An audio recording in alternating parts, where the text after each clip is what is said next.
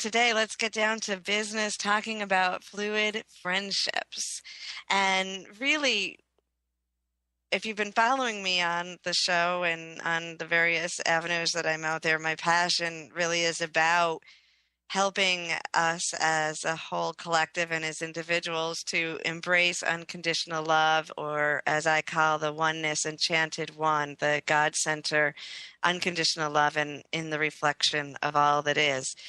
And we want to embrace that in our daily lives. And we've talked a lot about uh, embracing unconditional love in our relationships with romantic partners, which really warrants a lot of discussion because, as I have often said, we have a lot of rules around those relationships because they have the potential to go so deep.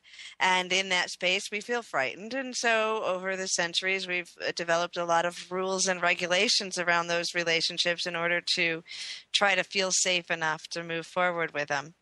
We've also have the ability to love unconditionally in every single relationship we have, and that really truly is our goal. And when we stop defining the relationships by one title or another, we start to see that they're all really the same reflection of love.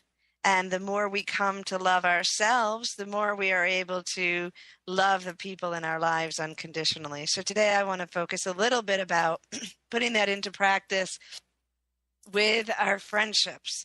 And I want to go to the thought of friendships as a whole, and how, I guess, as I was preparing for class, I started to be aware that my friend, I feel like I have many, many beautiful, fluid friendships in my life, and they are around the world. And I think that's something that's new to us, is that we as a whole world now, with our ability to communicate through the internet and our ability to travel with relative ease and not too expensive, we can affordability, we can establish relationships with souls throughout the world, rather than in the past when basically the people around us were the people that we held on to, and we committed to those relationships because we just didn't have that expansive ability to connect with people from around the world. So we've talked in the past about how the concept of our romantic relationships were set in a time frame in which that was a necessity. Well, some of the ideas of our relationships with our friendships were set in a time when we simply didn't, we didn't expand ourselves as a whole around the world as much and have that many opportunity to draw in the vibration of friendships that we chose as we move along. And so we set up a sort of a mindset that true friends need to hold on to each other, and we if we really are honest with each other, we set up as a whole, as society, we sort of set up expectations of what good friends are, what friends should do, and what it is to be a friend. And it's important to look at some of those things, and now with our eagle eye, with our observer self, the one that now has an expansive understanding and is more evolved, we need to look at those relationships and say, are some of our perceptions of what friendships should be based in need or the illusion of need versus love? So when we look at, so what I want you to do is I want you to just think about the friendships in your life. And, some of you may have already mastered this and you're going, yes, finally, let's talk about this. And others of you might be just sort of exploring it or somewhere along the spectrum of that. Are the friendships in your life need-based or love-based? And it's possible that there's a little of both. But a need-based relationship with anyone is not love. And it's an illusion that we we need something from someone else, because when we align with spirit, when we return to our center, when we feel that with that connectedness within us, we realize that the universe is designed to meet all our needs, and that we don't have to rely on any one particular person to meet those needs. And in fact, we are our own closest friend, and we should be our own closest friend. So therefore, we no longer need to look at others in friendship as fulfilling our needs, because we are capable and responsible to fulfill them on our own. So a friend isn't responsible to drive you around. She may, or he may choose to. A friend isn't responsible to listen to your struggles. She may choose to, or he may choose to, but he isn't responsible. All of these things that we may think a friend needs to do may be something we choose to have in our relationships, but we need to separate now what is love and what is need.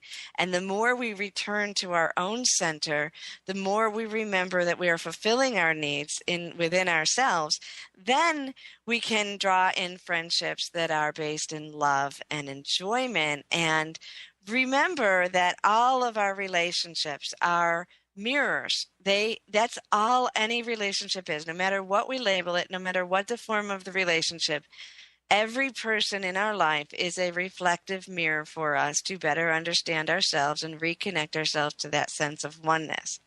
And we get to choose what mirrors we want in our life. And when we are looking at difficulties, when we are looking at struggles, we tend to draw in mirrors that help us understand that.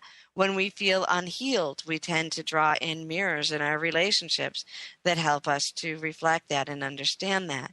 As we grow and evolve, as we become more and more healed, we no longer need that reflection in our life. And we are then free to create the relationships, the friendships that reflect joy. We can learn as we become more and more able to learn through joy, as we feel more and more centered in the oneness, then the mirrors simply reflect for us an expansion, a joyful understanding of what we already have centered inside of ourselves.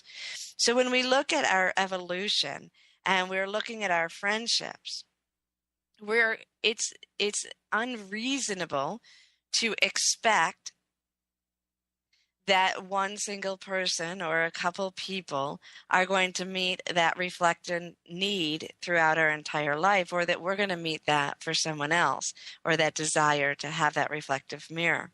So this is why I entitled this Fluid in Friendships, because we've talked about before that love is fluid.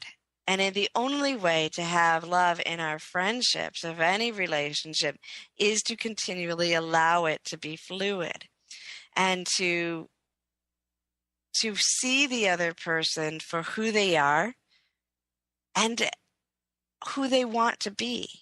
Allow them to change. If we want our relationships to grow with us as we grow and transform, then we need to allow the other person the freedom. We need to look at that person with new eyes in each moment. We need to not hold our friends to the past. We need to see who they are in that moment and allow them to recreate themselves in front of us as we transform in front of them. And if you're listening to this network, my guess is you're on a pretty awakening understanding of yourself. You're aware of yourself. You're passionate about your own transformation, your own evolution, and you're probably moving at fairly rapid speed in that awakening. You're probably experiencing a tremendous amount of joy. And one thing that I found from a lot of the clients that come to me is that as they make this transformation, sometimes their friends that they've had close to them transform right along with them and go on that journey. And they just get to move into new layers of love and support and understanding with each other. Sometimes that's not the case. And so I want to just take a moment to talk about what it is like for you when, or for a lot of people, when you're awakening, transforming, being renewed, feeling healthier and healthier in your own right, and you look around and the friendships that have been a significant part of your life are no longer feeling supportive or comfortable, and there may be turbulence. So when we transform within ourselves, then we have to understand and take responsibility for the fact that we are the ones transforming. So when we look around, and we might be really excited because what we're transforming is beautiful and wonderful and exciting, and we want everybody to embrace it, but that doesn't mean everybody will. So I can't tell you how many times people who are on this path of awakening are expressing that they are completely filled with joy on their new understanding, and they're filled with joy about all the beautiful things that are coming into their life. And then they look at their friendships, the relationships that have maybe been there for them for a long period of time, and they seem to be shifting and sometimes more and more of a struggle. Sometimes there is turbulence there. And this is because as you're clearing yourself out and you're becoming that pure and pure mirror, you, first of all, no longer need perhaps what was being reflected in the old dynamics of your relationship with your friends. You no longer need that, maybe commiserating with the struggle. And perhaps you're shifting, but you have to remember also that as you shift, the reflection that you offer to those friends also shifts. So you are no longer the mirror that they signed up for in friendship. And as you transform and you bring joy into your life, they're now challenged to see that maybe they have that option too. And if they're ready, they're going to come on board and they're going to be very, very excited. If they're not ready for that transformation, you now may become too pure of a mirror for them, too crystal clear, reflecting back to them things that they don't want to see. And I'm not saying that you're beating up on them or you're pointing out what you perceive their flaws, because if you are, then you're in that dynamic in that you're still in a very strong dynamic with them that you're needing that mirror for each other probably to learn from. What I'm saying is when you're simply happy and joyful within yourself, and that's shifting the mirror around you with your relationships, with your friendships, you may see that they begin to struggle. Now, when that happens, you have a couple things that you can do. And what I said is like you could do what I just said, which I'm not highly recommending, where you kind of start to, pull them along and you're wanting them so desperately to come along with you on this amazing journey that you're taking that you start tugging on them and pulling them. And inadvertently, how that tends to play itself out is that you tend to point out all what you perceive as their flaws, what they need to change, what they need to do, and then that becomes a very unfriendly situation for you and for them, and tension rises up.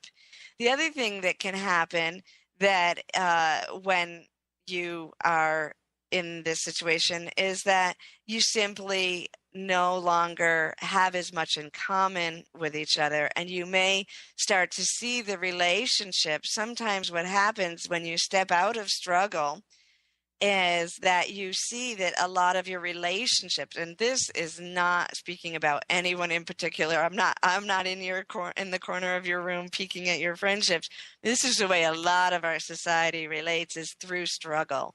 And I've said this before, we tend to feel closest to each other when we come to each other with problems and we help to solve those problems for each other. That is a form of intimacy that has actually been passed down through generation and generation, coming from our primitive survival instincts, where we were literally struggling to survive.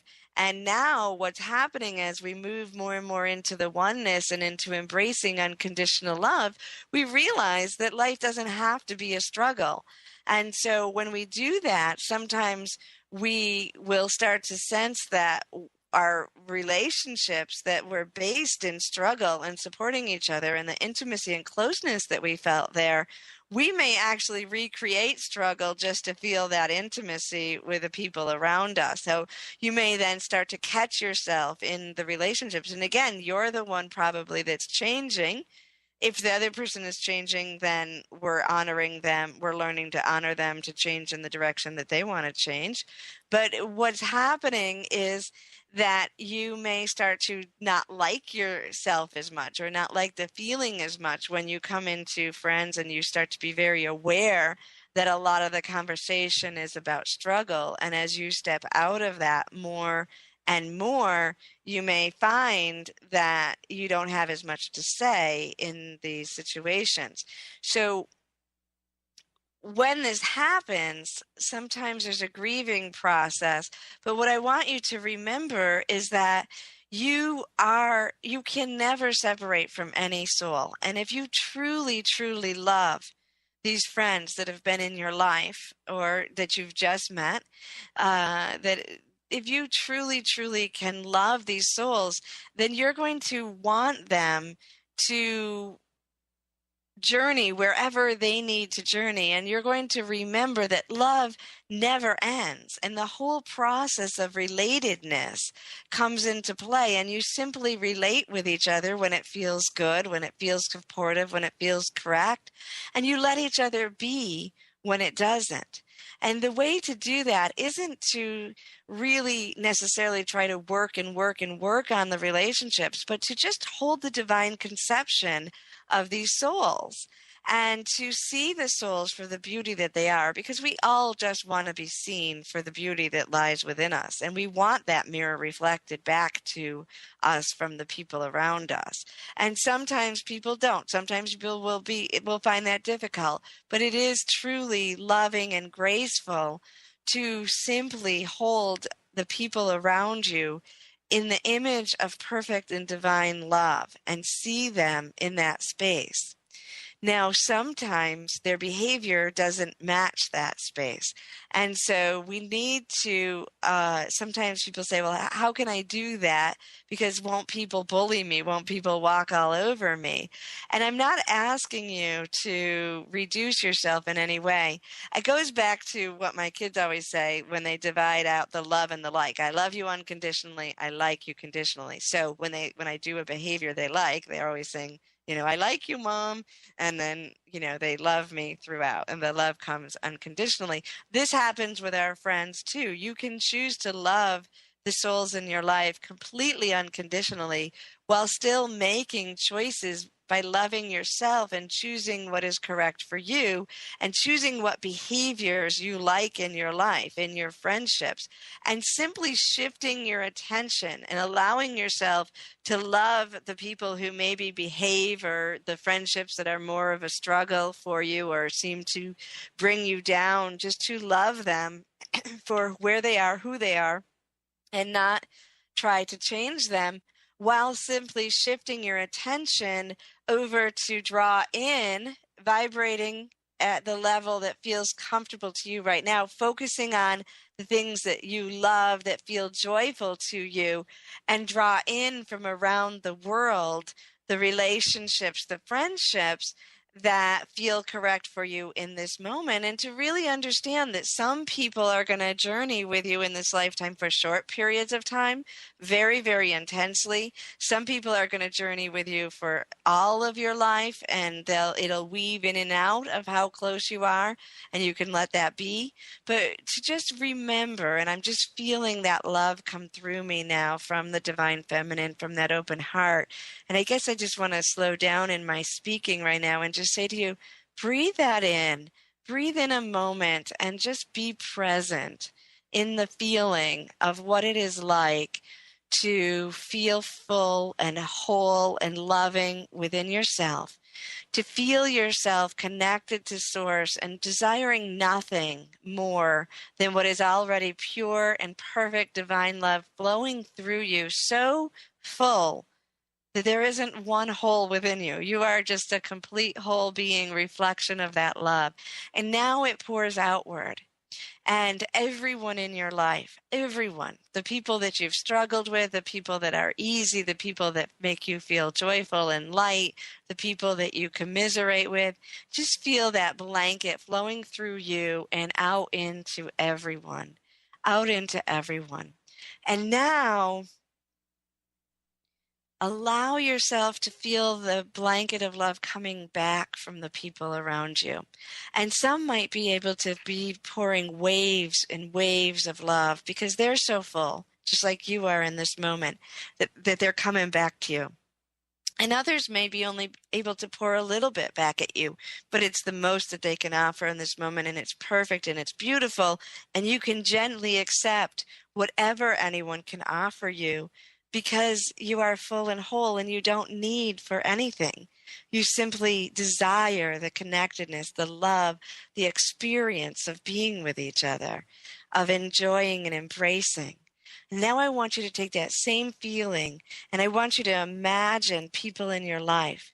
And I want you to imagine looking at the beauty in them, finding the beauty in them, finding the perfect reflection of them, and seeing how they love you, how their behaviors may be based in love, even if they aren't the highest behavior that you might wish for. Not the highest, I don't want to put a hierarchy, but even if it's not the behavior you might wish for. But just to realize that everybody, and just give every single friend in your life right now the permission to be where they are, and give yourself permission to love them for where they are. And now in that same sense and that same feeling, I want you to just imagine in your head the image of drawing in people and friendships that match exactly where you are right now in this journey. And they may be coming from around the world. They may be people that you talk with on the phone. They may be people around the corner. But you have a new and renewed vibration, always bringing in new people that are supporting you where you are, while still loving and holding each of the other people in your life in divine love and grace and honoring them for where they are. This is true love and this is true friendship. And when you offer yourself to this space, you may need to do this first in a meditation or in your mind like we did today, and then start to play that out in the relationships in the physical when you come together. But make a choice for yourself first. Where do I want to spend my time? And know that when you are spending your time in the places with the people, in the vibrations that feel good to you right now, you're honoring everyone. And you're not doing anyone any good when you take on the victim or the martyr role and who would you want someone to spend time with you if it doesn't feel loving and correct, or if they feel like they want you to be someone else? So make a choice right now that you will spend time where and how it feels correct to you, that you'll surrender those decisions to your higher self, your higher power, the enchanted one, God, all that is, and that you'll draw into yourself the love and the acceptance of everyone, so that every time you show up with a friend in your life, whether it's for a minute or for a month of vacation, whatever it is, that you fully show up with that person and that you make a choice in that moment to love them for who they are and how they are, and accept in your own the responsibility to meet and fulfill your needs and desires within your own source.